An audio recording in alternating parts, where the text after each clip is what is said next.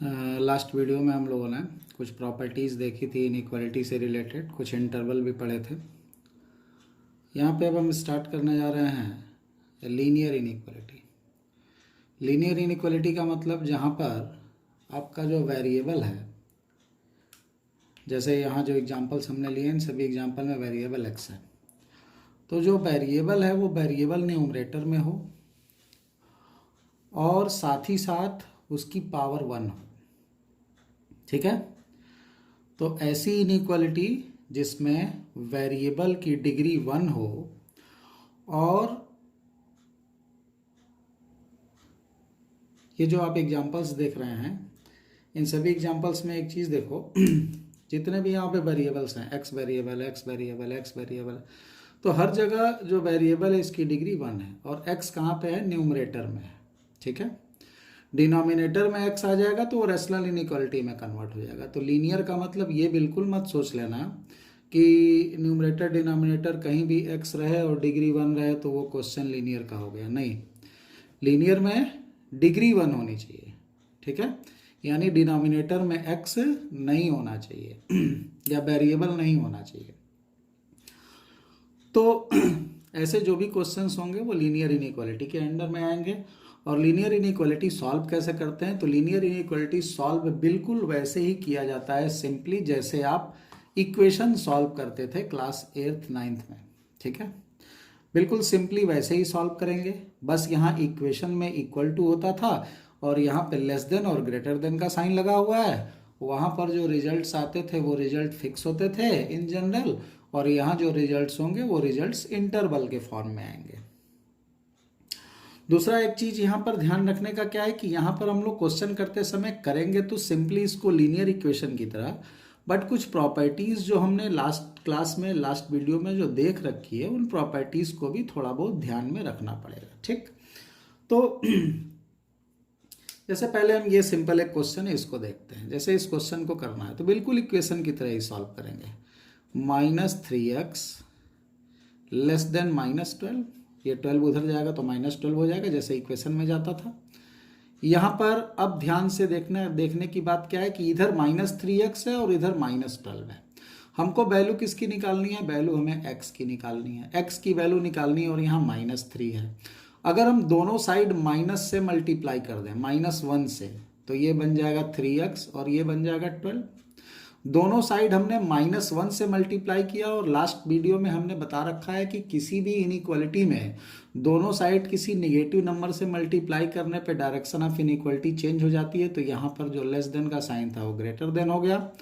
अब यहाँ से 3 से डिवाइड कर देंगे, x ग्रेटर देन, तो 3 से डिवाइड करना है। 3 एक पॉजिटिव नंबर है तो किसी पॉजिटिव नंबर से मल्टीप्लाई या डिवाइड करने पर डायरेक्शन ऑफ इनइक्वालिटी पर कोई फर्क नहीं पड़ता। तो 3 से 12 डिवाइड होगा तो क्या आ जाएगा? 4। x की वैल्यू ग्रेटर देन 4 हो गई, मतलब क्या हुआ? नंबर लाइन अगर अपने पास है तो नंबर लाइन में यहाँ पर 4 है, 4 पे होल लेंगे क्योंकि 4 नहीं लेना है, और जो x की वैल्यू है वो 4 से बड़ी है। ठीक है, तो यहाँ जो रिजल्ट लिखा जाएगा इंटरवल फॉर्म में वो कैसे लिखेंगे? x बिलोंग करेगा 4 से लेकर इन्फिनिटी तक।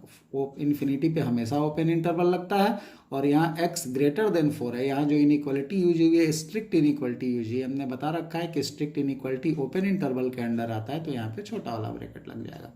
मतलब x की वैल्यू 4 नहीं हो सकती, x की वैल्यू 4 से बड़ी है और 4 से बड़ी कुछ भी हो सकती है। तो ये इस क्वेश्चन का क्या हो जाएगा? आंसर हो जाएगा।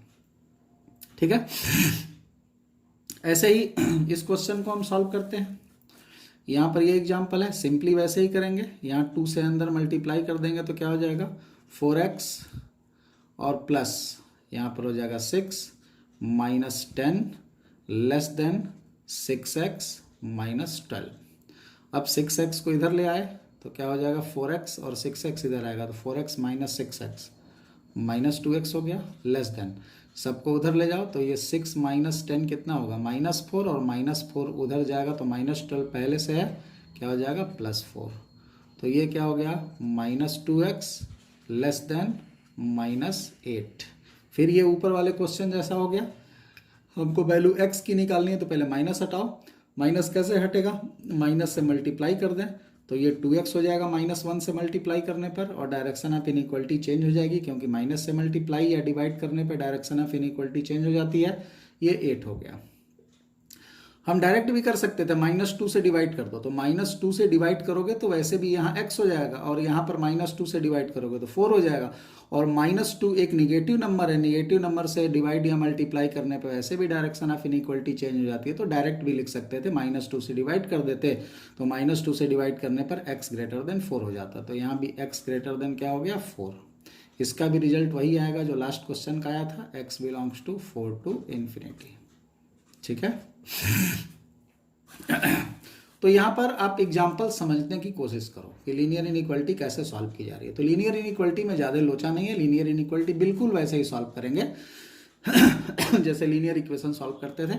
बस यहाँ पर ये छोटी सी बात का ध्यान रखेंगे कि किसी भी निगेटिव नंबर से मल्टीप्लाई करने पर या डिवाइड करने पर डायरेक्शन ऑफ इनइक्वालिटी हमको चेंज करनी पड़ेगी। बाकी कोई नया यहाँ पर रूल लगाने की आवश्यकता आपको नहीं है, बिल्कुल सिंपली इक्वेशन की तरह इसको सॉल्व करते चले जाएंगे।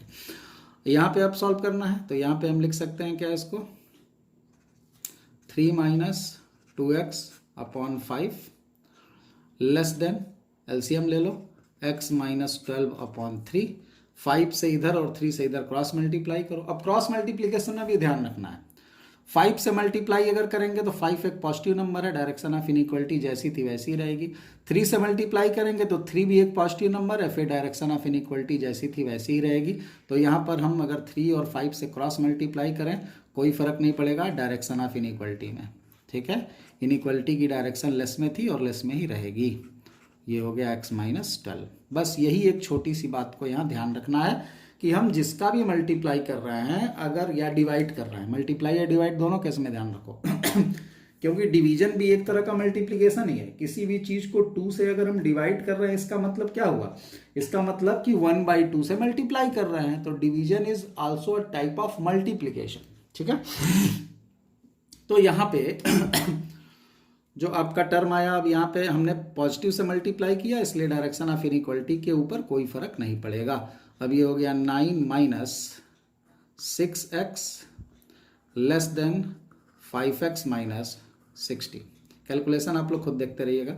अब 5x को इधर ले आएंगे और 9 को उधर ले जाएंगे, तो -6x - 5x लेस देन -60 - 9। तो ये क्या हो गया, -11x और ये हो गया -69। फिर यहाँ देखो डायरेक्ट भी कर सकते हो, -11 से डिवाइड कर दो, तो -11 से डिवाइड करोगे तो x आएगा, और -11 से डिवाइड करोगे तो 69/11 आएगा। और डायरेक्शन ऑफ इनइक्वालिटी चूंकि माइनस से डिवाइड किया या मल्टीप्लाई किया तो डायरेक्शन ऑफ इनइक्वालिटी बदल जाती है, तो डायरेक्शन ऑफ इनइक्वालिटी बदल दो। या सीधे ऐसे भी कर सकते थे कि पहले तुम माइनस से मल्टीप्लाई कर लेते दोनों साइड, तो दोनों साइड -1 से मल्टीप्लाई करते तो ये 11x ग्रेटर देन 69 हो जाता और x ग्रेटर देन 69/11 हो जाता। तो दोनों तरीके से क्वेश्चन किया जा सकता है। अब यहाँ x की वैल्यू कहाँ हो गई, बोला है 69/11 से बड़ी, तो 69/11 से बड़ी मतलब छोटा ब्रैकेट और बड़ी मतलब कहाँ तक, इन्फिनिटी तक, तो ये हो जाएगा इसका आंसर। ठीक है, तो हम यहाँ पर लीनियर इनइक्वालिटीज पे एग्जांपल्स आपको करके दिखा रहे हैं, कैसे करना है उसको ध्यान से समझने की कोशिश करो।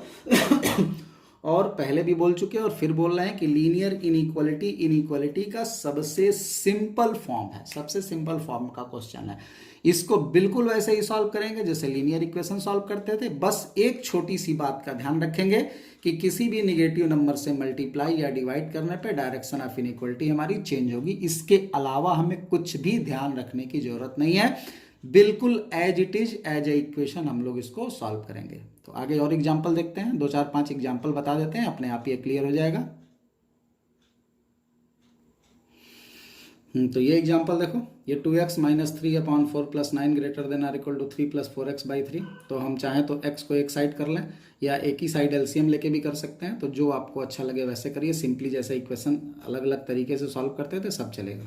तो 2x - 3/4 -4x/3, x को एक साइड कर लिया, greater than or equal to ये 3 है पहले से, तो 3 और ये 9 उधर जाएगा तो हो जाएगा -9।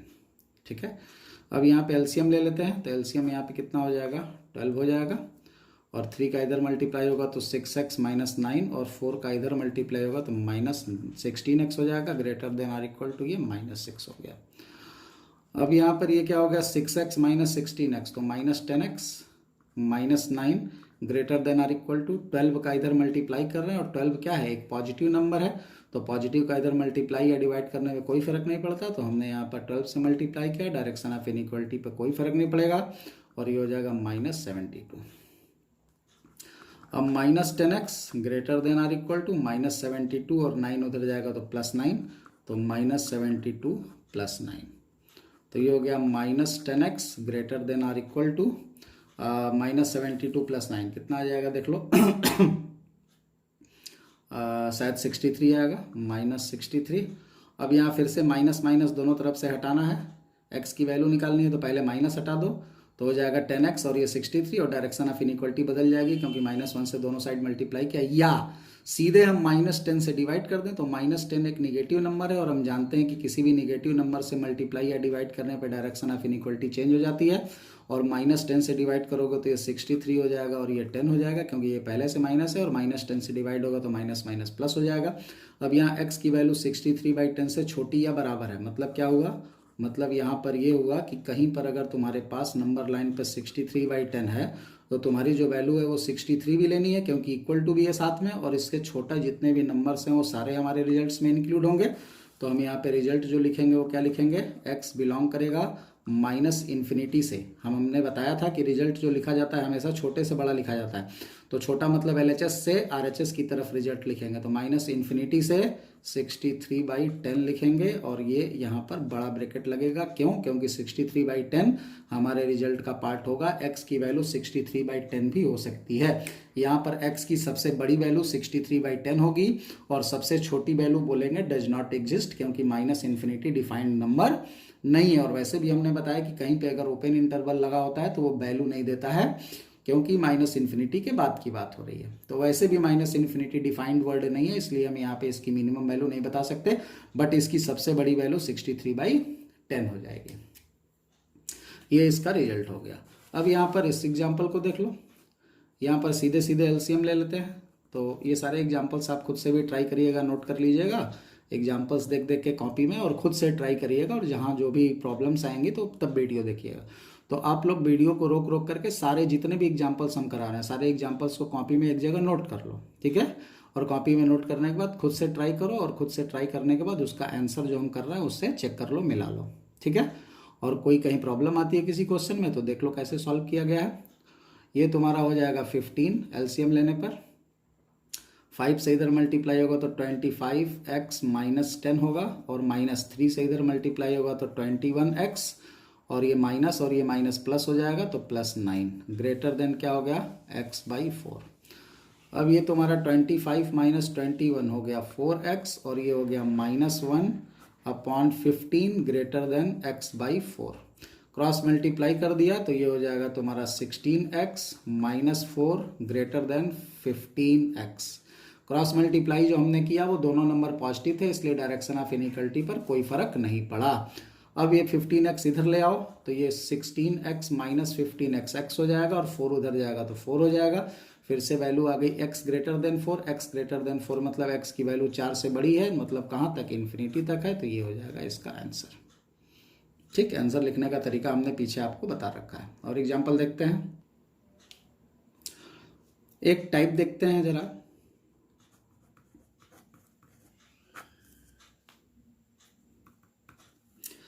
कभी भी किसी भी पर्टिकुलर टाइप के क्वेश्चन में, कौन सा टाइप है वो, ये देखो, मान लो इस टाइप का कोई क्वेश्चन हो, px less than or equal to qx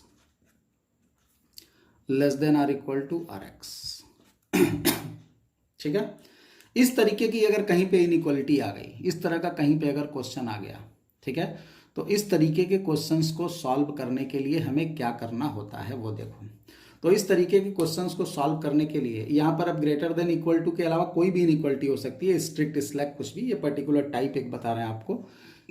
ऐसा अगर दो इनइक्वालिटी के साथ क्वेश्चन आ जाए तो यहाँ पर ये पहला वाला जो पार्ट है इसको सॉल्व करते हैं, फिर इसको एक साथ लेकर के इसको सॉल्व करेंगे, ठीक है। इसका जो रिजल्ट आएगा और इसका जो रिजल्ट आएगा, मान लो इसका रिजल्ट आया x belongs to alpha beta, इसका रिजल्ट मान लो आया x बिलोंग्स टू गामा से डेल्टा। तो इन दोनों रिजल्ट्स का अब हम क्या करेंगे, इंटरसेक्शन कॉमन ले लेंगे। क्या करेंगे, यहाँ ये रिजल्ट आया पहला रिजल्ट, ये रिजल्ट मान लो आया दूसरा रिजल्ट, तो यहाँ पहले रिजल्ट और दूसरे रिजल्ट का कॉमन इंटरसेक्शन ले लेंगे। तो दोनों रिजल्ट में जो भी कॉमन आएगा वो हमारा रिजल्ट होगा। कई बार ऐसा होता है कि कुछ भी कॉमन नहीं मिलता, तो कुछ भी कॉमन नहीं मिलता तो लिख देंगे नो सोल्यूशन। तो इस पर्टिकुलर टाइप के क्वेश्चन को करने का ये तरीका होगा, ठीक है। अब यहां पर ये सबके लिए है, मतलब ये लीनियर के लिए फिलहाल अभी हम बता रहे हैं, बट ये लीनियर के लिए भी है, ये क्वाड्रेटिक के लिए भी है, ये रेशनल इनइक्वालिटी के लिए भी है, ये इररेशनल इनइक्वालिटी के लिए भी है। यहाँ px, qx और rx जो है ये x के टर्म है, x के फंक्शन है।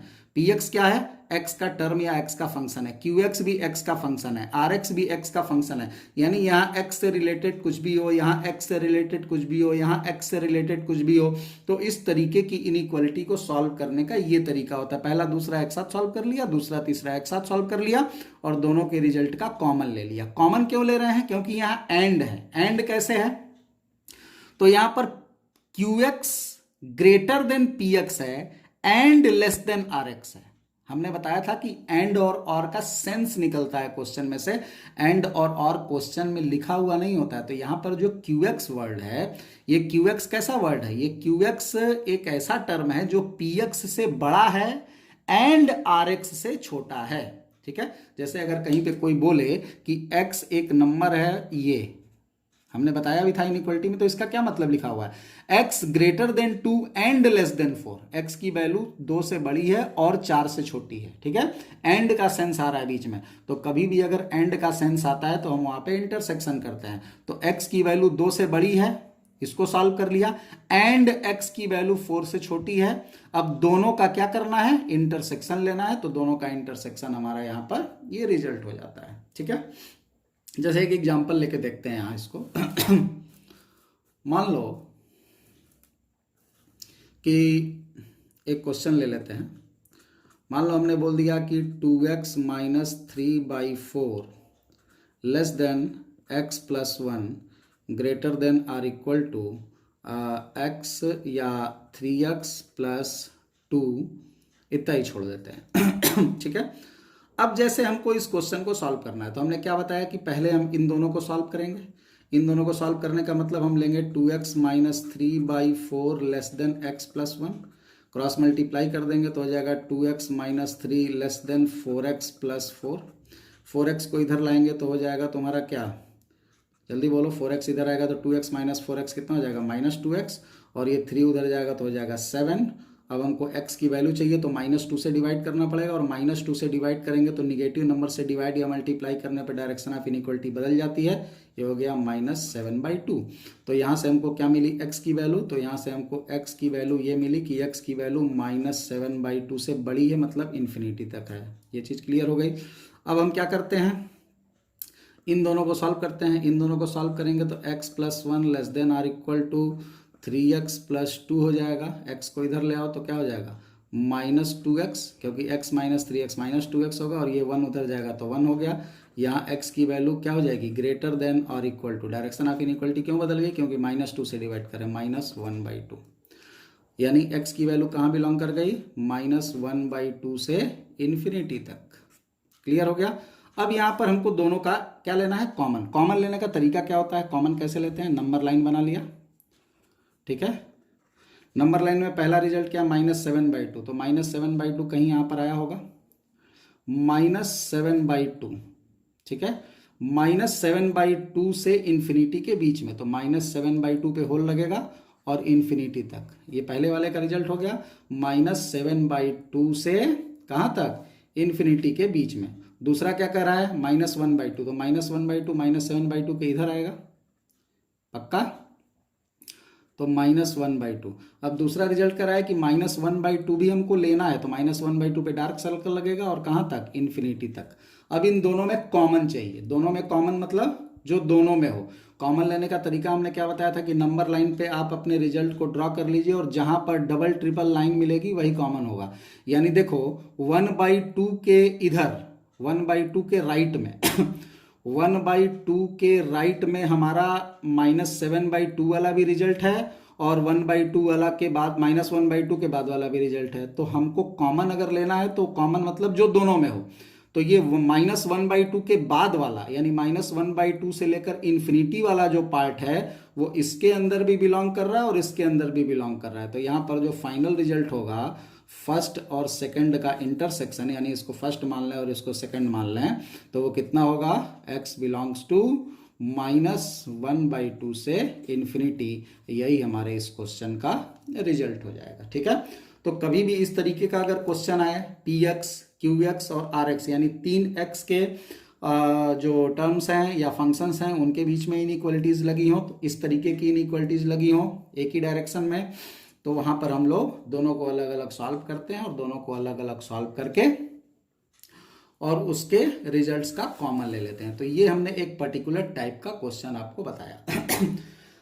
अब यहां पर एक चीज और ध्यान में रखने की है, अगर मान लो यही क्वेश्चन हो, ये QX अगर लीनियर हो जाए, क्या हो जाए, लीनियर, ये बीच में जो QX है ये लीनियर हो जाए। ये जो हमने यहां पर रिलेशन बताया वो किसके लिए बताया था, ये रिलेशन हमने अभी बोला कि ये पर्टिकुलर मेथड जो हमने यहां पर बताया, ये method linear, rational, irrational, quadratic हर जगह फॉलो होना चाहिए, हर जगह फॉलो करेगा, हर जगह यही मेथड अप्लाई करेंगे।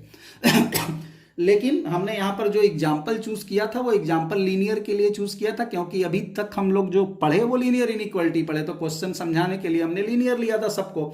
बट ये लीनियर, क्वाड्रेटिक, रेशनल कुछ भी हो सकते थे, वो अलग इशू है, वो जो अलग अलग क्वेश्चंस अलग अलग वैरायटी के जब आएंगे तो हम इस पे डिस्कस आगे और करते रहेंगे। बट एक पर्टिकुलर टाइप का क्वेश्चन, कैसा टाइप, अगर मान लो ये बीच वाला QX लीनियर बन जाए और ये जो PX है ये एक कांस्टेंट नंबर हो जाए, और ये जो RX है ये RX भी तुम्हारा एक कांस्टेंट नंबर हो जाए। ठीक है, क्या हो गया, QX लीनियर हो जाए, PX कांस्टेंट नंबर हो जाए और RX भी एक कांस्टेंट नंबर हो जाए, तब क्वेश्चन करने के लिए मेथड तो यही है, बट ऐसी सिचुएशन में हम लोग इस मेथड से भी आसानी से इस क्वेश्चन को, इस पर्टिकुलर टाइप के क्वेश्चन को सॉल्व कर सकते हैं।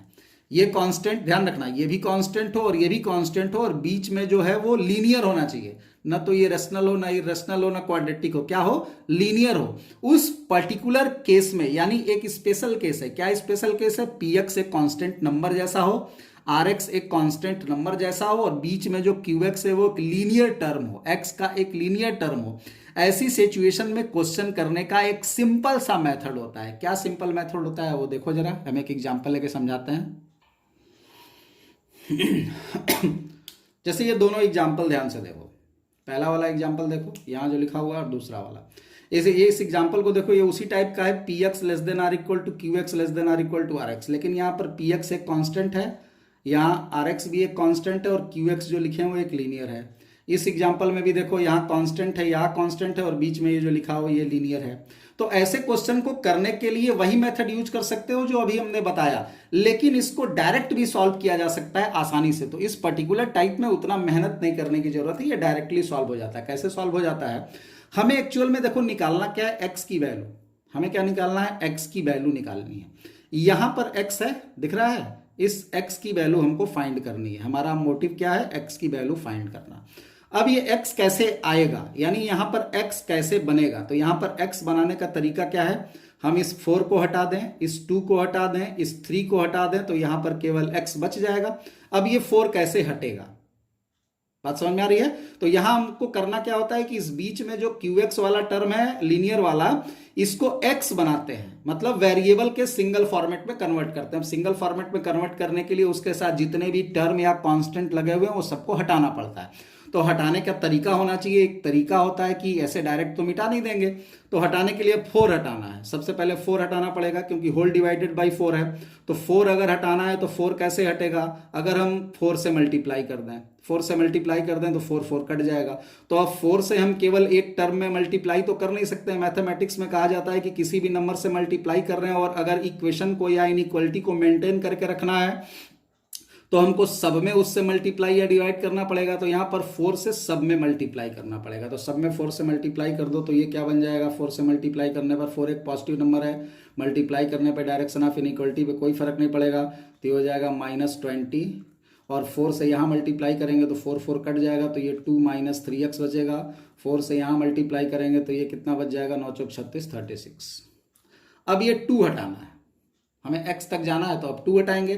2 कैसे हटेगा, 2 हटेगा अगर 2 माइनस कर दिया जाए, तो 2 माइनस करोगे तो ये भी तुम पढ़े हो कि किसी भी नंबर से इनइक्वालिटी में माइनस करने पे डायरेक्शन ऑफ इनइक्वालिटी पे कोई फर्क नहीं पड़ता, तो सब में से 2 माइनस कर दो, तो यहाँ से 2 माइनस करोगे तो ये -22 हो जाएगा, यहाँ से 2 माइनस करोगे तो ये -3x हो जाएगा, और यहाँ से 2 माइनस करोगे तो ये 34 हो जाएगा। अब -3 हटाना है, -3 कैसे हटेगा, तो -3x में मल्टीप्लाई है, तो -3 हटेगा जब -3 से डिवाइड करेंगे। तो हमने बताया था कि निगेटिव नंबर से डिवाइड या मल्टीप्लाई करने पे डायरेक्शन ऑफ इनइक्वालिटी बदल जाती है, तो -3 से डिवाइड करोगे तो ये कितना हो जाएगा, 22/3, -3 से डिवाइड करोगे तो ये कितना हो जाएगा, 34/3 माइनस में, और -3 से चूंकि तुमने डिवाइड किया तो डायरेक्शन ऑफ इनइक्वालिटी चेंज हो जाएगी, ये वाली डायरेक्शन ऐसे हो जाएगी और ये वाली डायरेक्शन ऐसे हो जाएगी, और बीच में केवल x बच जाएगा। अब यहाँ जो x की वैल्यू है वो आंसर क्या होगा, x की वैल्यू इससे बड़ी है, ग्रेटर देन, तो यहाँ x बिलोंग्स टू रिजल्ट क्या लिखेंगे, -34/3 से, -34/3 से बड़ी है x की वैल्यू, और 22/3 से छोटी है, तो 22/3, और दोनों के बराबर भी है, इसलिए दोनों पे कौन सा ब्रैकेट लगेगा, बड़ा वाला ब्रैकेट लगेगा। ये इस क्वेश्चन का क्या हो जाएगा, आंसर हो जाएगा। इसी तरीके से इस पर्टिकुलर क्वेश्चन को भी सॉल्व कर सकते हो। क्या लिखा हुआ है यहाँ पर, हमको x चाहिए, तो x के पहले हमको -5 हटाना पड़ेगा। -5 इसमें चूंकि मल्टीप्लाई है, तो कब हटेगा, जब -5 से डिवाइड होगा, तो -5 से सबको डिवाइड करोगे तो ये -2 हो जाएगा, और ये -4 हो जाएगा, -5 से डिवाइड किए हो और निगेटिव नंबर से डिवाइड किए हो, तो डायरेक्शन ऑफ इनइक्वालिटी भी हमारी चेंज हो जाएगी, और अंदर अब बच जाएगा x - 2। अब 2 हटाना है तो 2 सब में ऐड कर दो, तो ऐड करने पे तो डायरेक्शन ऑफ इनइक्वालिटी बदलती नहीं है, तो 2 ऐड करोगे तो ये 0 हो जाएगा, ये x हो जाएगा, और 2 ऐड करोगे तो ये -2 हो जाएगा। तो x की वैल्यू क्या हो गई, -2 से बड़ी, x जो है वो -2 से बड़ा है और 0 से छोटा है, तो यहाँ पर जो x की वैल्यू है वो कहाँ बिलोंग करेगी, -2 से बड़ी है और 0 से छोटी है। 0 बाद में लिखेंगे, -2 पहले लिखेंगे, और दोनों पे छोटा ब्रैकेट लगेगा, क्योंकि यहाँ जो इनइक्वालिटी है वो स्ट्रिक्ट इनइक्वालिटी है, स्ट्रिक्ट इनइक्वालिटी में छोटा ब्रैकेट लगता है। ये इस क्वेश्चन का आंसर हो जाएगा। अब ये एक पर्टिकुलर क्वेश्चन है, इस पर्टिकुलर क्वेश्चन को आप खुद से करिएगा, होमवर्क में नोट कर लीजिए, ठीक है, खुद से ट्राई कर लीजिएगा इसको। 1/2 है तो 2 से उधर मल्टीप्लाई कर लेना, 3 से इधर मल्टीप्लाई कर लेना, एलसीएम लेकर के 5 भी उधर भेज देना, सिंपली सॉल्व कर लेना। तो ये था हमारा लीनियर इनइक्वालिटी। तो लीनियर इनइक्वालिटीज के जो क्वेश्चंस आएंगे ना, उन क्वेश्चंस को हम इसी तरीके से सॉल्व करेंगे।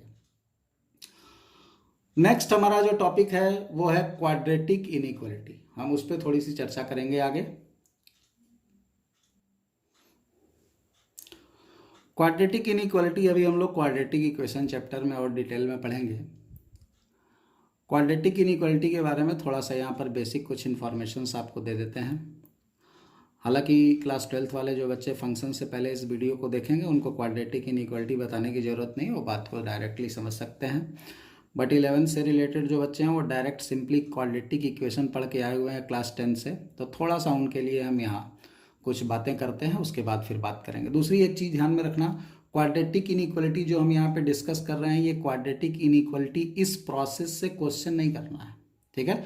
क्वाड्रेटिक इनइक्वालिटी का जो क्वेश्चन आएगा, इसको करने के लिए अभी हम आगे आपको प्रॉपर मेथड बताएंगे, रेशनल इनइक्वालिटी में ही मेथड बताएंगे, और उसी मेथड से आपका क्वाड्रेटिक इनइक्वालिटी का भी क्वेश्चन हो जाएगा। लेकिन कुछ पर्टिकुलर टाइप के क्वाड्रेटिक्स होते हैं जिनमें आपको कुछ रूल ये ध्यान में रखना पड़ता है, उन्हीं रूल्स को बताने के लिए हम यहाँ थोड़ी सी क्वाड्रेटिक इनइक्वालिटी सेपरेटली आपके साथ डिस्कस कर रहे हैं। तो क्वाड्रेटिक इनइक्वालिटी से पहले हम थोड़ी सी बात कर लेते हैं क्वाड्रेटिक इक्वेशन से रिलेटेड। जैसे हम लोग जानते हैं कि y = ax² plus bx plus c, इस तरीके का अगर टर्म लिखा हुआ है तो इसको हम लोग क्या नाम देते हैं, क्वाड्रेटिक एक्सप्रेशन, ठीक है। और यहीं पर ax square plus B x plus C is equal to 0 लिख दिया जाए। इसको हम लोग नाम देते हैं क्वाड्रेटिक इक्वेशन। ठीक, क्वाड्रेटिक इक्वेशन जैसा कि हम क्लास 10 से पढ़ते आए हैं, सिंपली हम केवल एक छोटी सी बात 11th वाले बच्चों के लिए बता देते हैं। हमने पढ़ रखा है कि क्वाड्रेटिक इक्वेशन के दो रूट होते हैं, अल्फा बीटा, जैसे हम डिनोट करते हैं।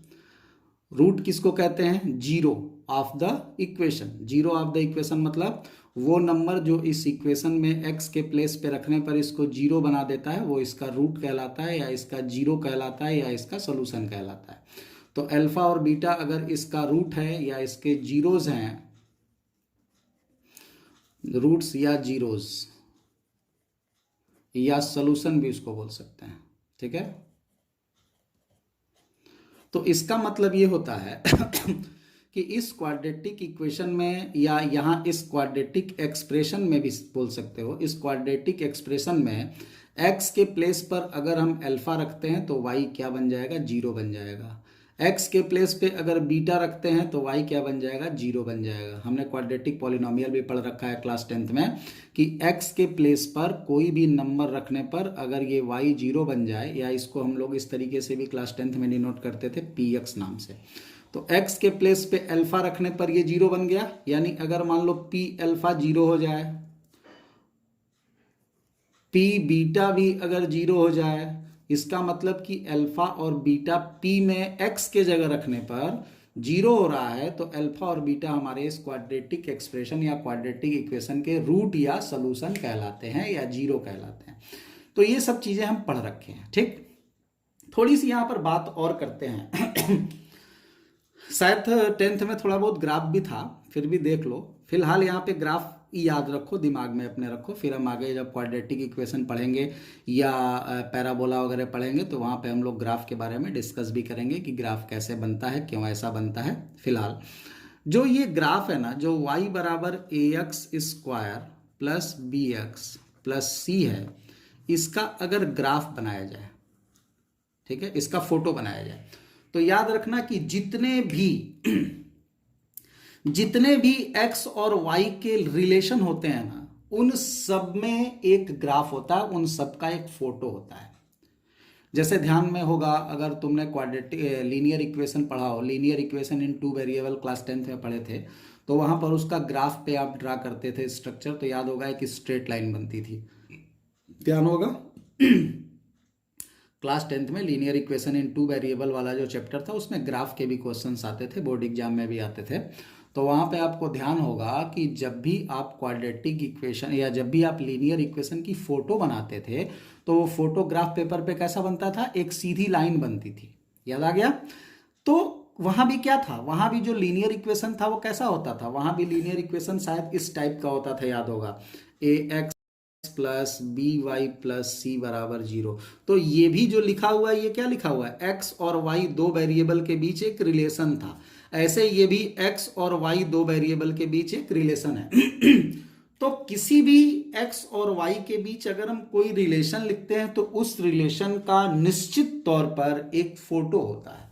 जैसे इसका फोटो एक स्ट्रेट लाइन था, ऐसे ही इसका भी अपना एक फोटो है। हर रिलेशन का अपना एक फोटो होता है।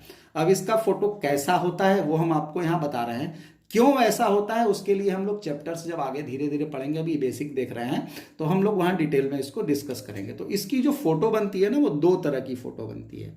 एक ऐसी फोटो बनती है और एक फोटो ऐसी बनती है। ठीक, ये देख रहे हो, ऊपर की तरफ मुंह खुला हुआ है और ये नीचे की तरफ मुंह खुला हुआ है। इसको बोलते हैं पैराबोलिक शेप। क्या बोलते हैं? Parabolic shape.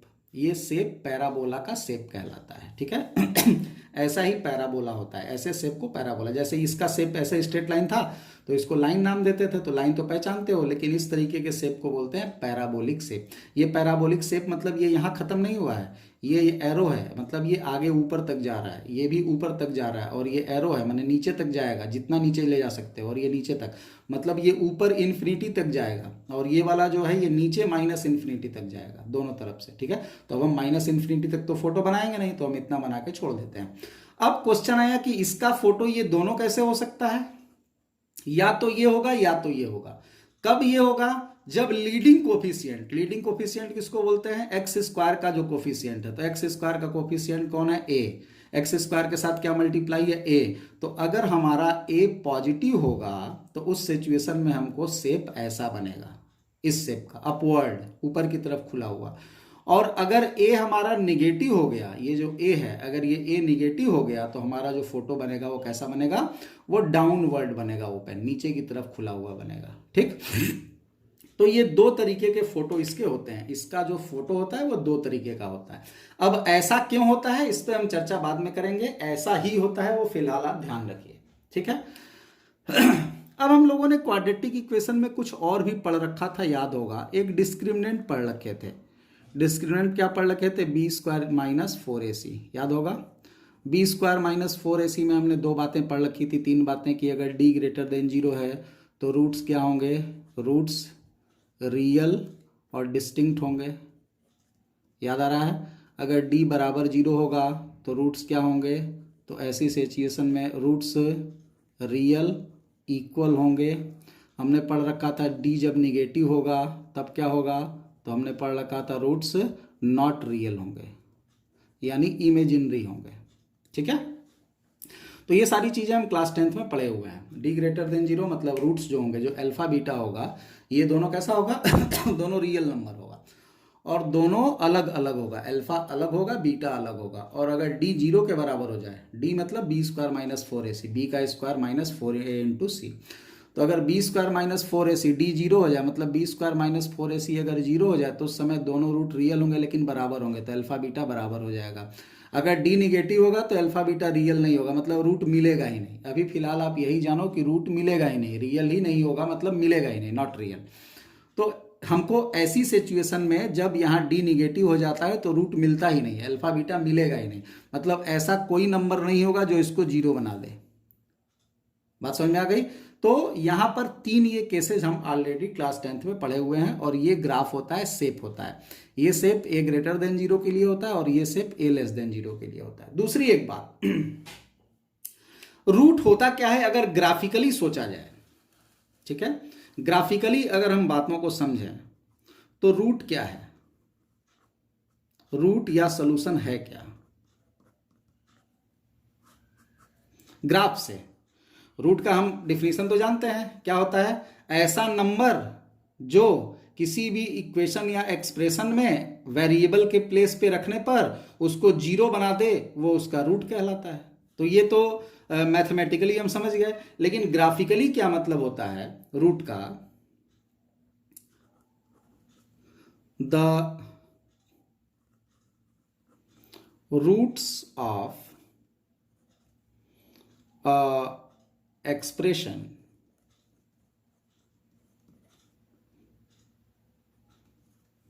इज आर इसलिए क्योंकि एक रूट भी हो सकता है, एक से ज्यादा भी हो सकता है। तो किसी भी एक्सप्रेशन का रूट है क्या, the points where its graph cut या इंटरसेक्ट एक्स एक्सिस। बात समझ में आई। यानी किसी भी एक्सप्रेशन का जो ग्राफ होगा, जो फोटो होगा, वो एक्स एक्सिस को जहां काटेगा, जहां कट करेगा या जहां इंटरसेक्ट करेगा, वही उसका रूट कहलाएगा। जैसे मान लो कि ये तुम्हारा एक्स एक्सिस है और ये तुम्हारे क्वाड्रेटिक का फोटो है, ठीक है, ये मान लो तुम्हारे क्वाड्रेटिक का फोटो है और ये एक्स एक्सिस है। तो एक्स एक्सिस ने तुम्हारे क्वाड्रेटिक के फोटो को एक यहां पे कट किया और एक यहां पे कट किया। ये मान लो पॉइंट तुम्हारा x1 हो गया और ये पॉइंट मान लो तुम्हारा x2 हो गया। तो ये जो क्वाड्रेटिक वाला फोटो है, ये क्वाड्रेटिक वाला फोटो तुम्हारे एक्स एक्सिस को दो पॉइंट पे कट कर रहा है।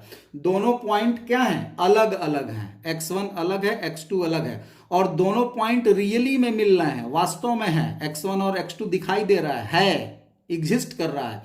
तो यहां पर x1 x2 ये क्या कहलाएंगे, रूट्स कहलाएंगे, roots of the expression.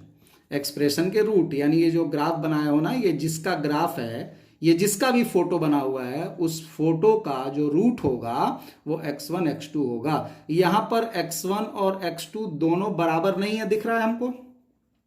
x1 x2 दोनों हमको दिख रहा है क्या, रियल है, दोनों दिख रहे हैं रियल, वास्तव में है x1 x2। तो x1 x2 दोनों रियल है और x1 x2 दोनों अलग अलग हैं, बराबर नहीं है। तो ऐसी सिचुएशन क्या होती है, d ग्रेटर देन 0 में रूट रियल और डिस्टिंक्ट, डिस्टिंक्ट मतलब अलग अलग, यानी x1 x2 अलग अलग हैं और दोनों रियल हैं। यानी ये जो फोटो बना है, ये फोटो किसके लिए बना है, ये फोटो d ग्रेटर देन 0 के लिए बना है। ये जो फोटो बना है ये किसके लिए बना है, d ग्रेटर देन 0, यानी ये उस क्वाड्रेटिक एक्सप्रेशन का फोटो है, ये उस क्वाड्रेटिक का फोटो है जिस क्वाड्रेटिक में d पॉजिटिव था, क्योंकि d पॉजिटिव होगा तभी हमको दो अलग अलग रूट मिलेंगे और दोनों रियल होंगे। यानी d पॉजिटिव होने पर हमारा जो फोटो है वो x एक्सिस को दो जगह काटेगा और दोनों अलग अलग पॉइंट पर कट करेगा। बात समझ में आ रही है। हमने बता रखा है यहां ग्राफिकली कि कोई भी ग्राफ x एक्सिस को जहां पर काटता है वही उसका रूट कहलाता है। ठीक है, यहां पर ये जो फोटो था क्वाड्रेटिक का, ये x एक्सिस को दो अलग अलग जगह काट रहा था, दोनों पॉइंट रियली में दिखाई दे रहे थे। तो ऐसा कब होता है किसी क्वाड्रेटिक में कि दो रूट मिले, तो इसका मतलब यहां दो रूट हो गया, दोनों अलग अलग हो गए। तो दो अलग अलग रियल रूट कब मिलते हैं, जब क्वाड्रेटिक का d पॉजिटिव होता है। मतलब इस तरीके का फोटो कब बनेगा, जब d पॉजिटिव होगा। साथ ही साथ हमने आपको बता रखा है कि ये ऊपर की तरफ मुंह खुला हुआ है, तो ये किसका फोटो होगा, जब a ग्रेटर देन 0 होगा। ऐसे ही मान लो अगर फोटो इस तरीके का बना दिया जाता, ऐसा, हम यहीं पे छोटा सा एक समझा देते हैं फिर आगे और बात करेंगे। ये फोटो, ये x एक्सिस है, यहां पर भी तुम्हारा देखो ग्राफ x एक्सिस को दो जगह काट रहा है, दोनों पॉइंट रियल में दिखाई दे रहे हैं, दोनों पॉइंट अलग अलग हैं। तो ये भी फोटो किसका हो गया, ये भी फोटो d ग्रेटर देन 0 का हुआ। यहां पर भी d पॉजिटिव हुआ, लेकिन इसका मुंह नीचे की तरफ खुला हुआ है। हमने बताया कि अगर किसी भी क्वाड्रेटिक का मुंह नीचे की तरफ खुला हुआ है मतलब उसका a निगेटिव है, मतलब यहां पर a क्या है, निगेटिव है, मतलब a निगेटिव और d पॉजिटिव। ये किसका फोटो है, ये फोटो a निगेटिव का और d पॉजिटिव का फोटो है। अभी क्वाड्रेटिक इक्वेशन में हम और डिटेल में इस पे चर्चा करेंगे। अभी यहाँ पर इसको बताने का मेरा मोटिव थोड़ा अलग है, कुछ और है। हम यहाँ बेसिकली इनइक्वालिटी पे चर्चा करने जा रहे हैं, लेकिन चूंकि हम ग्राफ से यहाँ इनइक्वालिटी आपको समझाने की कोशिश करेंगे, इसलिए हम थोड़ा सा क्लास 10 से हट करके 11th वाले बच्चों के लिए पर्टिकुलरली थोड़ी सी बातें डिस्कस कर रहे हैं। बाकी जो 12th में फंक्शन से पहले इस वीडियो को देख रहे होंगे, क्योंकि ये सेम फंक्शन में भी वीडियो चलेगा। हमने पहले भी बता रखा कि फंक्शन का फर्स्ट वीडियो देखने के बाद से आप बेसिक मैथमेटिक्स का इनइक्वालिटी वाला वीडियो जरूर देखिए। आप क्लास 11th में इनइक्वालिटी अगर पढ़े भी हुए हैं तो उसका एक लंबा टर्म हो जाता है, क्योंकि बहुत ज़्यादा इनइक्वालिटी क्लास 11th में यूज नहीं होती है, और बहुत ज़्यादा इनइक्वालिटी यूज ना होने के कारण जनरली चीज़ें धीरे धीरे बच्चे मिस कर जाते हैं।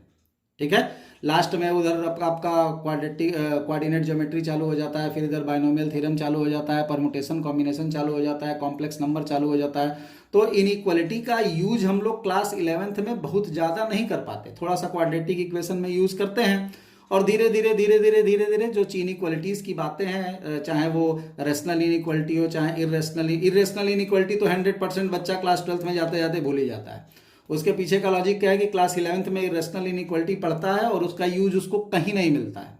उसका यूज उसको क्लास 11th के जनरली किसी भी चैप्टर में कहीं दिखाई नहीं देता है। तो जब साल भर किसी चीज को पढ़ करके आप शुरू में छोड़ देते हो और साल भर उसका कहीं यूज ही नहीं होगा, तो वो जाहिर सी बात है चीजें मिस कर जाएंगी। तो इसलिए क्लास 12th में जैसे ही आप फंक्शन स्टार्ट करते हो, तो फंक्शन के फर्स्ट वीडियो जो हमने बनाया, उस फर्स्ट वीडियो को देखने के बाद बेसिक मैथमेटिक्स का इनइक्वालिटी वाला वीडियो, ये मान के चलो कि वो फंक्शन का ही वीडियो है। इसीलिए हम अपने इन सभी वीडियोस में आप देखोगे तो बेसिक मैथमेटिक्स का लेक्चर नंबर डालने के साथ साथ फंक्शन का भी लेक्चर नंबर डालना है। जैसे इसके पहले वाले वीडियो में आप देखो तो लिखा होगा उसमें basic mathematics lecture 1, inequality lecture 1, और साथ ही साथ वहां नीचे ब्रैकेट में लिखा होगा फंक्शन लेक्चर 2। और ये जो वीडियो जा रहा है ये लेक्चर 3 के नाम से जाएगा 12th वालों के लिए, और क्लास 11th वाले बच्चों के लिए ये जाएगा लेक्चर 2 के नाम से। तो 11th वाले बच्चे बेसिक मैथमेटिक्स के नाम से इसको देखें, फंक्शन के नाम से देखने की कोशिश ना करें, और 12th वाले जो बच्चे हैं वो इसको फंक्शन से जस्ट पहले inequality revision point of view से एक बार देख लें, ताकि चीजें ध्यान में आ जाए। क्योंकि जैसे ही फंक्शन में अभी हम डोमेन और रेंज पे बात करेंगे ना, जैसे ही डोमेन रेंज निकालने की बात करेंगे या हम आगे धीरे धीरे उसमें जाएंगे एप्लीकेशन ऑफ डेरिवेटिव में, फंक्शन के increasing decreasing maxima minima in सब की बात करेंगे, तो हमारे वहाँ पर हर जगह हर दूसरे क्वेश्चन में इनइक्वालिटी सॉल्व करने के लिए आएगी। तो हर दूसरे क्वेश्चन में इनइक्वालिटी सॉल्व करने के लिए आएगी तो बार बार आपको ट्रबल होगा, इसलिए एक बार रिवीजन कर लेने से आपके लिए ही फायदेमंद होगा। इसलिए ये सारी चीज़ों को ध्यान में रखो, ध्यान से समझते चलो। बाकी 11th वाले बच्चे अपना डिटेल में इसको समझें। अब देखो हम इस पे और आगे की बात करते हैं थोड़ी सी। ये तो समझ गए बेसिकली कि किसी भी फंक्शन का जो फोटो होगा, जो ग्राफ होगा, जो कर्व होगा, वो एक्स एक्सिस को जहां भी काट देगा वो उसका रूट हो जाएगा। ठीक है, जैसे मान लो ये एक्स एक्सिस है और हम एक फंक्शन इस तरीके से बना दिए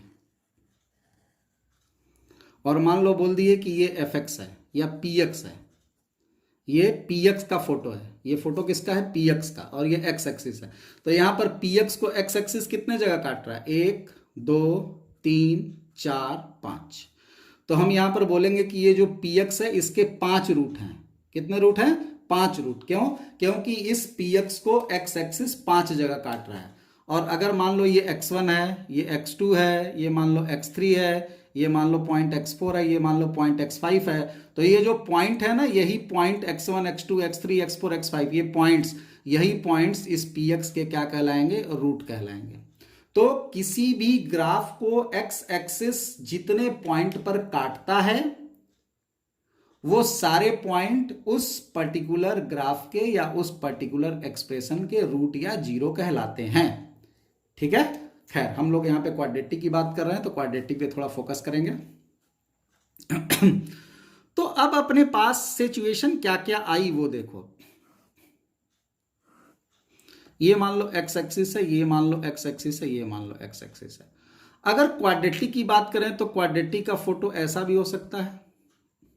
ये हम a ग्रेटर देन 0 पे बात कर रहे हैं, ये सारी बात किस पे कर रहे हैं, a ग्रेटर देन 0 पे। तो क्वाड्रेटिक का जो फोटो है वो एक्स एक्सिस के साथ ऐसे भी बन सकता है, ऐसे भी बन सकता है और ऐसे भी बन सकता है। अब तो ये फोटो इच्छा होगी तो एक्स एक्सिस को काटेगा, नहीं होगी तो नहीं काटेगा। यहां पर जो फोटो बना, इस फोटो को देखो, ये फोटो तुम्हारे एक्स एक्सिस को 2 जगह काट रहा है और दोनों अलग अलग हैं। तो ये केस किसका हो जाएगा, d ग्रेटर देन 0 का। यहां पर तुम्हारा जो ग्राफ है वो एक्स एक्सिस को एक पॉइंट पे टच कर रहा है, ये किसका केस हो जाएगा, यानी क्वाड्रेटिक का फोटो एक्स एक्सिस को एक जगह टच कर रहा है, मतलब एक रूट मिला। और एक रूट क्वाड्रेटिक में तो मिलता नहीं, क्वाड्रेटिक में तो दो रूट मिलते हैं, लेकिन उसमें भी देखो d बराबर 0 में हमने क्या पढ़ा था कि 2 रूट होंगे और दोनों बराबर होंगे। बराबर हो गए मतलब क्या, एक जैसे हो गए। तो यहां पर ये केस किसका हो जाएगा, d बराबर 0 का हो जाएगा। यहां पर तुम्हारा जो फोटो है, ये फोटो तुम्हारे एक्स एक्सिस को कहीं नहीं काट रहा है, ये फोटो एक्स एक्सिस को कहीं नहीं काट रहा है, यानी कि कहीं पर कोई रूट ही नहीं मिला।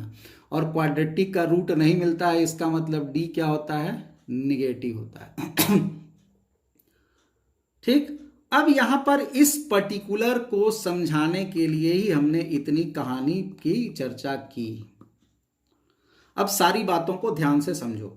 मान लो ये तुम्हारा अल्फा है और ये तुम्हारा बीटा है, ये माइनस इन्फिनिटी हो गया, ये इन्फिनिटी हो गया।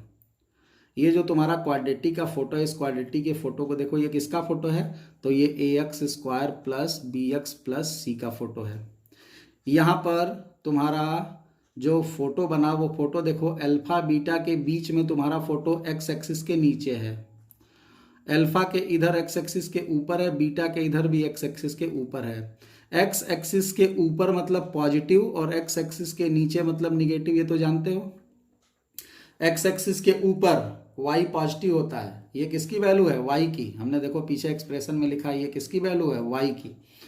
तो एक्स एक्सिस के ऊपर y पॉजिटिव होता है, एक्स एक्सिस के नीचे y निगेटिव होता है। तो कोई अगर तुमसे पूछे कि ax square plus B x plus C positive कब होगा, तो तुम बोलोगे यही ना कि ax square plus B x plus C positive तब होगा जब x क्या होगा। तो ये तुम्हारा फोटो पॉजिटिव कब है, पॉजिटिव मतलब एक्स एक्सिस के ऊपर कब है, तो माइनस इन्फिनिटी से अल्फा तक देखो ऊपर है, ये ऊपर है, और बीटा से लेके इन्फिनिटी तक भी ऊपर है, यानी पॉजिटिव है, तो A x square plus B x plus C positive तब होगा जब एक्स की वैल्यू माइनस इन्फिनिटी से अल्फा होगी और यूनियन बीटा से इन्फिनिटी होगी। यानी माइनस इन्फिनिटी से अल्फा में भी पॉजिटिव है, बीटा से इन्फिनिटी में भी पॉजिटिव है, तो ये हो जाएगा। अगर कोई पूछे कि A x square plus B x plus C negative कब होगा, तो A x square plus B x plus C negative मतलब एक्स एक्सिस से नीचे। तो इसका फोटो एक्स एक्सिस के नीचे कहाँ गया है, देखो ये वाला पार्ट है ना एक्स एक्सिस के नीचे, ये वाला पार्ट कहाँ है, एक्स एक्सिस के नीचे है। इस कर्व का ये वाला पोर्शन एक्स एक्सिस के नीचे है और ये पोर्शन है कहाँ, अल्फा और बीटा के बीच में। देखो यहाँ अल्फा शुरू हुआ, अल्फा से बीटा तुम अगर जाओगे, अल्फा से बीटा की तरफ अगर तुम जाओगे तो अल्फा से बीटा की तरफ तुमको जाने पर तुमको जो ग्राफ मिलेगा वो कहाँ मिल रहा है, एक्स एक्सिस के नीचे मिल रहा है, यानी निगेटिव है। यानी A x square plus B x plus C negative कब है, जब एक्स हमारा बिलोंग कर रहा है अल्फा और बीटा के बीच में। तो कहने का क्या मतलब है, ये किसका फोटो था, ए पॉजिटिव का फोटो था, और यहाँ डी भी क्या है, पॉजिटिव। डी पॉजिटिव क्यों है, क्योंकि ये दो जगह काट रहा है एक्स एक्सिस को। एक्स एक्सिस को दो अलग अलग जगह काट देने का मतलब दो अलग अलग रूट मिल रहे हैं, और दो अलग अलग रूट मिलते हैं जब डी पॉजिटिव होता है। तो अगर किसी भी क्वाड्रेटिक एक्सप्रेशन में, किसी भी क्वाड्रेटिक एक्सप्रेशन में ए पॉजिटिव हो जाए, ए मतलब लीडिंग कोफिशिएंट, और डी भी पॉजिटिव हो जाए, तो उस सिचुएशन में वो क्वाड्रेटिक जो है A x square plus B x plus C, ये क्वाड्रेटिक एक्सप्रेशन पॉजिटिव कब होता है, बियॉन्ड द रूट, यानी रूट के बाहर। अल्फा बीटा रूट है, रूट के बाहर, रूट के बाहर मतलब अल्फा के पहले और बीटा के बाद, रूट के बाहर पॉजिटिव होता है, और रूट के बीच में, अल्फा बीटा के बीच में, रूट के बीच में क्या होता है, निगेटिव होता है। ये ध्यान रखने की चीज है, लेकिन इसको रटने की जरूरत नहीं है। अभी हम पीछे आगे जो है रेशनल इनइक्वालिटी आपको पढ़ाएंगे, तो रेशनल इनइक्वालिटी में एक वेवी कर्व मेथड बताएंगे। तो वेवी कर्व मेथड में ये सारी चीजें आपको याद रखने की जरूरत नहीं है, डायरेक्टली क्वेश्चन सॉल्व हो जाएगा। तो अब क्वेश्चन ये आता है कि जब सर इसको याद रखने की जरूरत नहीं है तो बता क्यों रहे हो, तो यहाँ पर क्वाड्रेटिक इनइक्वालिटी बताने के पीछे हमारा मोटिव ये नहीं है कि हम ये बता रहे हैं, मेरा मेन मोटिव ये है, ये हमारा टारगेट है। ये किसका फोटो है, ए ग्रेटर देन 0 का, और डी निगेटिव है। यहां पर ए पॉजिटिव है और डी निगेटिव है, तो देखो तुम्हारा जो फोटो बन रहा है ये एक्स एक्सिस के ऊपर बन रहा है, ठीक है। क्या इसका फोटो कभी एक्स एक्सिस के नीचे आया है, नहीं आया है, यानी ये कभी भी निगेटिव नहीं होगा। तो इस पर्टिकुलर चीज को बताने के लिए ही हमने यहां पर ये पूरा क्वाड्रेटिक इनइक्वालिटी का जाल फैलाया। बाकी इन सारी चीजों को बहुत ज्यादा डिटेल में हम लोग क्वाड्रेटिक इक्वेशन चैप्टर में एक बार और फिर से डिस्कस करेंगे। यहां पर आप केवल इतनी सी बात ध्यान में रखो जो आपके लिए इंपॉर्टेंट है, वो क्या है कि ए एक्स स्क्वायर, ये जो आपको ध्यान रखना है इंपॉर्टेंट पॉइंट, ये सब चीजें तो समझ रहे हो तो अच्छी बात है, नहीं समझ रहे हो तो अभी कोई बहुत ज्यादा इसमें दिमाग लगाने की जरूरत नहीं। हालांकि ऐसा कुछ नहीं है जो समझ में नहीं आया, समझ में आ गया होगा, बट यहां पर आपको बेसिकली इस चीज को ध्यान रखना है। A x square plus B x plus C में इफ ए पॉजिटिव हो और डी निगेटिव हो जाए, A x square plus B x plus C में अगर ए पॉजिटिव हो और डी निगेटिव हो जाए, तब A x square plus B x plus C हमेशा पॉजिटिव होता है। कैसे, देखो ये जो A x square plus B x plus C का फोटो बना है, इसमें ए पॉजिटिव था, डी निगेटिव था, तो ए पॉजिटिव और डी निगेटिव होने पर फोटो ये ऐसा बनेगा, मतलब एक्स एक्सिस के ऊपर, और हमेशा एक्स एक्सिस के ऊपर बनेगा। हमेशा मतलब ये कभी निगेटिव नहीं होगा, हमेशा पॉजिटिव ही रहेगा। एक्स की कुछ भी वैल्यू ले लो ये पॉजिटिव रहेगा, एक्स की कोई भी वैल्यू तुम उठा लो, एक्स कुछ भी चुन लो, ये हमेशा क्या रहेगा, पॉजिटिव ही रहेगा, ये कभी निगेटिव नहीं होगा। निगेटिव होने के लिए एक्स एक्सिस के नीचे जाना पड़ेगा, और ये एक्स एक्सिस के नीचे फोटो जाएगा ही नहीं, और ये फोटो जब एक्स एक्सिस के नीचे नहीं जाएगा तो इसका मतलब कि इसका फोटो कभी निगेटिव नहीं होगा, मतलब A x square plus B x plus C कभी निगेटिव नहीं होगा। पॉजिटिव कब होगा, हमेशा। तो A x square plus B x plus C greater than 0 होगा, हमेशा कैसे लिखते हैं, for all x belongs to R. R मतलब रियल नंबर, एक्स की हर वैल्यू के लिए पॉजिटिव होगा। इसको हम ऐसे भी लिख सकते हैं, आर को ऐसे भी लिखा जाता है माइनस इन्फिनिटी से इन्फिनिटी। देखो यहाँ माइनस इन्फिनिटी है, यहाँ इन्फिनिटी है, तो माइनस इन्फिनिटी से लेकर इन्फिनिटी तक कहीं पर भी ये निगेटिव नहीं है, हर जगह पॉजिटिव है। तो A x square plus B x plus C यहां पर पॉजिटिव कब है, तो माइनस इन्फिनिटी से इन्फिनिटी तक हर जगह पॉजिटिव है। हर जगह मतलब ये अगर नंबर लाइन हम मान लें तो हर रियल नंबर के लिए ये पॉजिटिव होगा, इसीलिए हमने यहाँ एक्स बिलोंग्स टू आर भी लिखा। हम ऐसे भी लिख सकते हैं और ऐसे भी लिख सकते हैं, दोनों चलेगा। आर लिखोगे तो भी चलेगा और माइनस इन्फिनिटी से इन्फिनिटी लिखोगे तो भी चलेगा। और अगर कोई तुमसे पूछ दे कि A x square plus B x plus C negative कब होगा, इस सिचुएशन में A x square plus B x plus C negative कब होगा, तो हम बोलेंगे ये निगेटिव कभी नहीं होगा, यानी x इज इक्वल टू 5, कभी नहीं, नो सोल्यूशन। और हमने बता रखा है कि नो सोल्यूशन का मतलब x इज इक्वल टू 5, मैंने कुछ नहीं, x की कोई ऐसी वैल्यू नहीं होगी जो A x square plus B x plus C को निगेटिव बना दे। क्यों? क्योंकि ये तो हमेशा पॉजिटिव होता है, तो निगेटिव कभी नहीं होगा। तो ये एक इंपॉर्टेंट रिजल्ट फिलहाल आपको ध्यान में रखना है, ठीक है, कि A x square plus B x plus C कब पॉजिटिव होगा, तो भैया हमेशा पॉजिटिव होगा। कोई बोले कि इसको सॉल्व करो, जैसे अब हम एक एग्जांपल लेते हैं, ठीक है।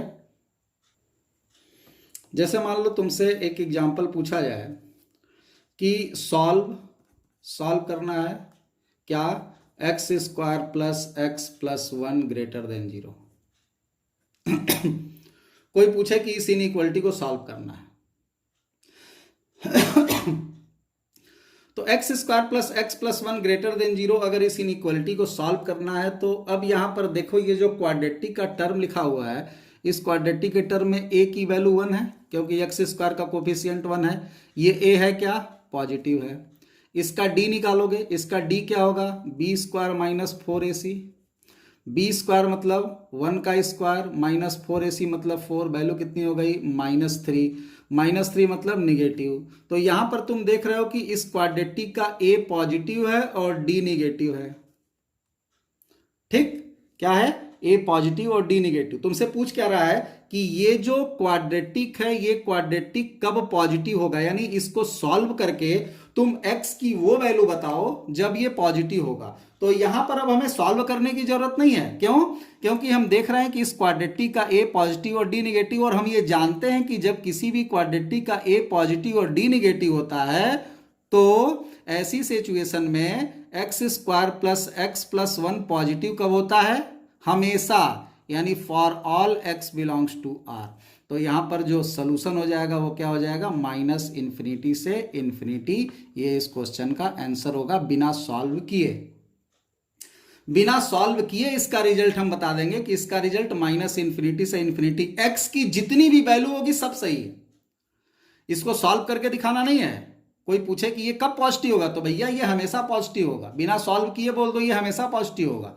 क्यों हमेशा पॉजिटिव होगा, क्योंकि ये क्वाड्रेटिक है, इस क्वाड्रेटिक का a पॉजिटिव और d निगेटिव है, और हम जानते हैं किसी भी क्वाड्रेटिक का अगर a पॉजिटिव और d निगेटिव होता है तो उसका फोटो x एक्सिस के ऊपर बनता है, और x एक्सिस के ऊपर अगर फोटो बन गया तो ये फोटो हमेशा पॉजिटिव है, x की हर वैल्यू के लिए पॉजिटिव है। तो x की हर वैल्यू के लिए अगर पॉजिटिव है तो ये निगेटिव कभी होगा नहीं, हमेशा पॉजिटिव ही होगा। और हमसे पूछ भी रहा है कि कब पॉजिटिव होगा, तो हमेशा पॉजिटिव होगा, हमेशा पॉजिटिव है, तो फिर सॉल्व करने की क्या जरूरत है, ठीक है। हमसे क्वेश्चन में पूछा क्या है, ये पॉजिटिव कब है, तो ये हमेशा पॉजिटिव है, तो हमेशा यानी ऑल रियल नंबर, यानी माइनस इन्फिनिटी से इन्फिनिटी सब कुछ आंसर हो जाएगा।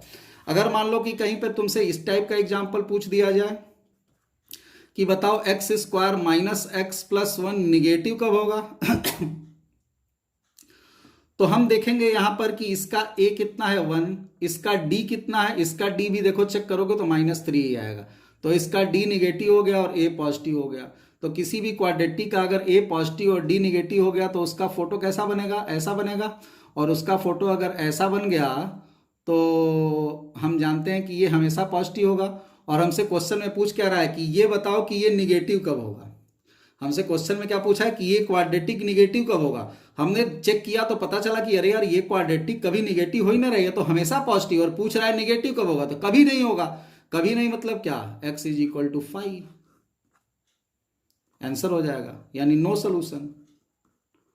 नो सोल्यूशन मतलब ऐसा कोई एक्स ही पैदा नहीं हुआ है जो इसको निगेटिव बना सके, तो ये कभी निगेटिव नहीं होगा, तो इसलिए इसका आंसर 5 लिख देंगे, एम्प्टी सेट, कुछ आंसर नहीं होगा। तो इसी एक पर्टिकुलर टाइप को समझने के लिए, इसी एक पर्टिकुलर टाइप के क्वेश्चन को करने के लिए हम लोगों ने ये क्वाड्रेटिक इनइक्वालिटी फिलहाल यहां पर डिस्कस की है। बाकी क्वाड्रेटिक इनइक्वालिटी का जो क्वेश्चन आएगा वो हम लोग क्वेश्चन अभी आगे और मेथड पढ़ेंगे, उससे सॉल्व करेंगे। पहली बात ये ध्यान रखना कि अभी क्वाड्रेटिक जो हम लोग कर रहे हैं, इस क्वाड्रेटिक को हम लोग फिर से अभी क्वाड्रेटिक इक्वेशन जो दूसरा तीसरा चैप्टर स्टार्ट होगा, ये बेसिक के बाद हम क्लास 11th वाले बच्चों को बता दें कि बेसिक के बाद बेसिक में आपको सेट भी पढ़ना है। तो जो लोग इस वीडियो को देख रहे हैं इसके पहले सेट भी देख लेना, हालांकि सेट में 2-4 वीडियो बीच में से गायब है, उसको भी हम लोड कर देंगे। तो जितना है उतना पहले आप देखो, एनसीईआरटी से सेट सॉल्व कर लो, और बाकी ये जो बेसिक इनइक्वालिटीज़ हैं इसको पढ़ो। इनइक्वालिटी के जस्ट बाद आप लोग हम इसमें और टॉपिक बताएंगे बेसिक में क्या क्या पढ़ना है। फिर हम लोग का जो चैप्टर स्टार्ट होगा सीक्वेंस सीरीज, क्वाड्रेटिक, ट्रिग्नोमेट्री, उसके बाद फिर हम लोग कोऑर्डिनेट वगैरह स्टार्ट करेंगे। तो कोऑर्डिनेट भी अलग से स्टार्ट है, यूट्यूब पे आपको कोऑर्डिनेट में स्ट्रेट लाइन के कुछ वीडियोस हैं, 8-10-12 वीडियो हैं, और भी उसमें बना बना के हम लोड करते रहेंगे। बट देखने का सीक्वेंस आप यही रखो, पहले सेट देखो, सेट के बाद से ये बेसिक इनइक्वालिटी देखो, ये जो इनइक्वालिटी पढ़ रहे हैं बेसिक मैथमेटिक्स में, इनइक्वालिटी देखने के बाद से आप सीक्वेंस सीरीज हम स्टार्ट करेंगे वो देखो, क्वाड्रेटिक इक्वेशन स्टार्ट करेंगे वो देखना, फिर ट्रिगो स्टार्ट करेंगे वो देखना, फिर कोऑर्डिनेट ज्योमेट्री का उधर वीडियो आता रहेगा वो भी देखना। तो इस सीक्वेंस में आपको चलना है। और 12th वाले जो बच्चे इस वीडियो को देख रहे हैं वो लोग अभी आप लोग इनइक्वालिटी देख करके और सीधे फिर फंक्शन आपका आगे से स्टार्ट हो जाएगा। तो आप लोग उधर अपना दिमाग रखिएगा। अब क्वेश्चन ये आता है कि सर ये तो जो आपने 2 एग्जाम्पल बताए, ये दोनों एग्जाम्पल ऐसे बताए जो ये फैक्टराइज होने वाले नहीं थे,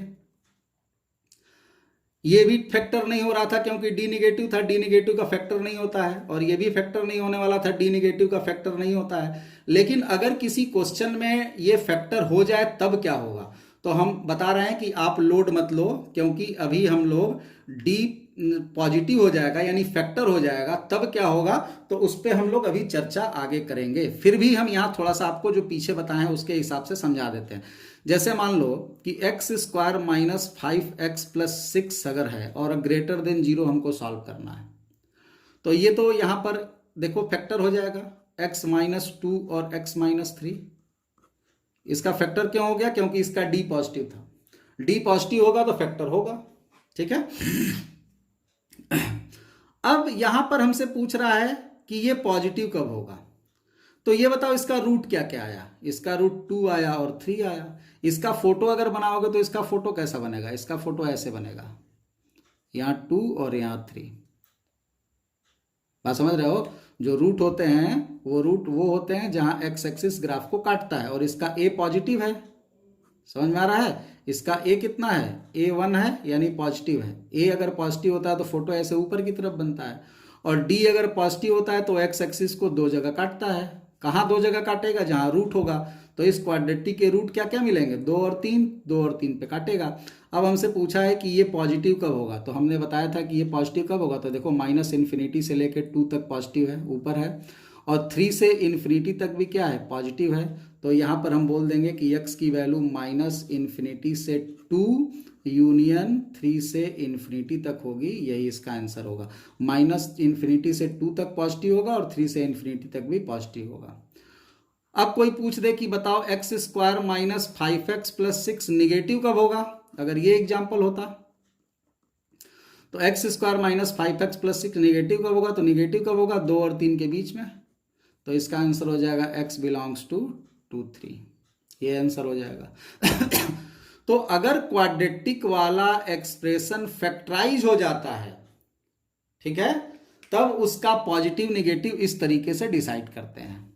और अगर फैक्टर नहीं हो रहा है तो फैक्टर नहीं होने की कंडीशन में जो पीछे थ्योरम बताया उस थ्योरम से हम डायरेक्ट बता देंगे, अगर ए पॉजिटिव है और डी निगेटिव है तो वो हमेशा पॉजिटिव होगा और कभी भी निगेटिव नहीं होगा। इस टाइप को यहाँ जो बताए इसको समझने या इसको सॉल्व करने के लिए फिलहाल ये मेथड मत लगाना। अभी हम लोग रैशनल इनइक्वालिटी में वेवी कर्व मेथड पढ़ेंगे, तो वहाँ से इस टाइप के क्वेश्चंस को आप डायरेक्ट भी सॉल्व कर सकते हैं, लोड लेने की ज़रूरत नहीं है। तो इतना फिलहाल आप रिवाइज करके रखेंगे। और नेक्स्ट वीडियो में हम लोग जो टॉपिक स्टार्ट करेंगे, रेशनल इनइक्वालिटी स्टार्ट करेंगे। और इनइक्वालिटी में सबसे ज़्यादा इम्पॉर्टेंट और सबसे ज़्यादा यूज होने वाला अगर कोई इनइक्वालिटी है तो वो रेशनल इनइक्वालिटी है। और सबसे ज़्यादा क्वेश्चन करने में आपकी मदद वही करेगा। बहुत सारी बातें हमारी रेशनल इनइक्वालिटी में, बहुत सारी चीज़ें क्लियर होंगी, बहुत सारी नई चीज़ें सीखने को मिलेंगी। तो इतना आप रिवाइज करके रखो, जितना हमने एग्जाम्पल कराया वो सारा एग्जाम्पल करके रखो।